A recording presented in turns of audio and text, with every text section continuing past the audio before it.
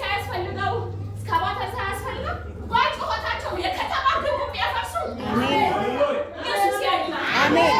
ይሄ ህዝብ ታስታውሳላችሁ አለ በለዓም ንጉሱ እኮ እጅግ በጣም ትልቅ ንጉስ ነው። ትልቅ ሰራዊት ወታደሮች የሰለጠኑ አሉ። የእስራኤል ህዝብ ግን በእግዚአብሔር የሰለጠነ አሜን። ሰለጠናችሁ በእግዚአብሔር ስለምሰል አሜን። እናንተ በቃል ሰልጥኑ አሜን። እናንተ በመንፈስ ቅዱስ ሰልጥኑ አሜን። ኢየሱስ ያድናል አሜን። መንፈስ ቅዱስ አሰልጣኛችሁ ይሁን አሜን። ኢየሱስ እሱ ጌታ ነው አሜን። እናንተ ይሄ አስደናቂ ህዝብ ኧረ አለ እኔ ይሄንን ህዝብ በጦርነት አልችልም መቅጠም አልችልም እና የረገምከው የተረገመ ይሆናልና እባክህን ብሎ መለመን ጀመረ።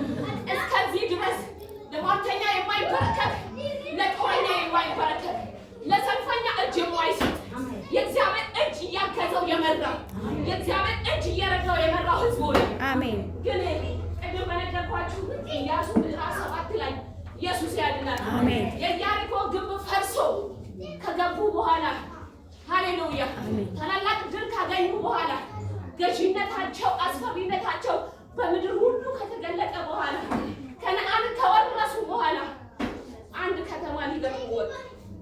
ጋይን ትባላለች። ኢየሱስ ያድናል እና ኢያሱ ወደ ጋይን ሰላዮችን ላከ ይላል መጽሐፉ።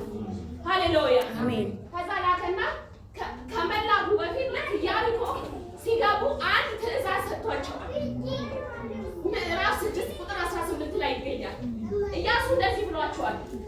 ልክ ከነዓን ከተማ ስትገቡ ኢየሱስ ያድናል አሜን።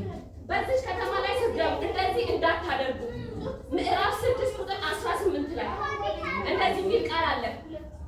እናንተ ግን